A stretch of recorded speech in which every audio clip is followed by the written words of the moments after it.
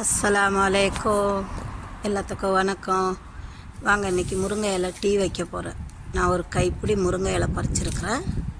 இங்கே பாருங்கள், பூவும் காயுமா இருக்குது. இப்போது வாங்க டீ போடுறத காமிக்கிறேன்.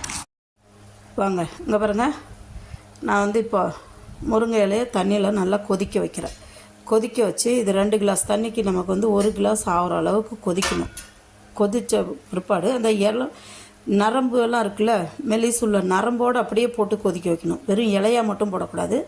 நமக்கு அந்த சின்ன நரம்பு இருக்குது பார்த்திங்களா, அதில் தான் நமக்கு எலும்புக்கு தேவையான இரும்பு சத்து இருக்குது.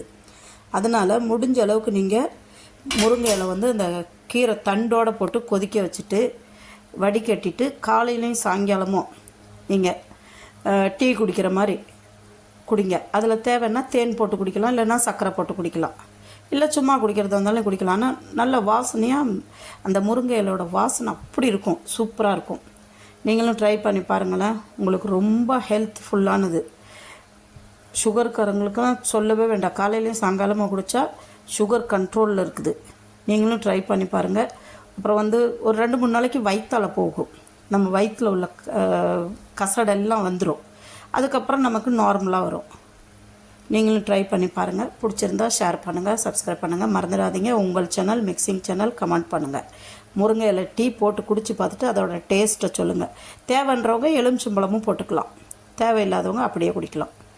நான் வெறும் இதை தான் கொதிக்க வச்சுட்டு அப்படியே குடிப்பேன். 2 நேரம் குடிப்பேன். ரொம்ப ரொம்ப நல்லது உடம்புக்கு. அப்புறம் இது நம்ம உடம்பு வலிக்கு அவ்வளோ நல்லது, பார்த்துக்காங்க. காலையிலையும் சாயங்காலமும் நீங்கள் 2 நேரம் வச்சு குடித்து பாருங்கள், அப்புறம் சொல்லுங்கள்.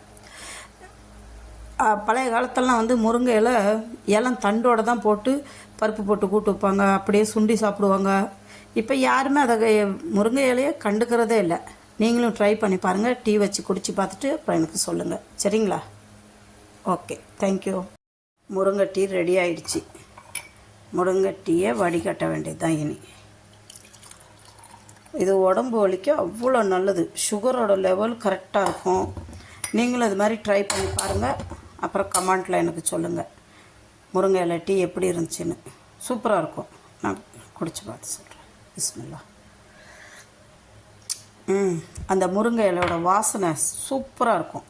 குடிச்சு பாருங்கள். ஒரு வாட்டி குடிச்சிங்கன்னாவே உங்களுக்கு அடிக்கடி குடிக்க தோணும். டீயை கம்மி பண்ணிவிட்டு இந்த மாதிரி முருங்கை இலை டீ வச்சு குடிங்க. சூப்பராக இருக்கும்.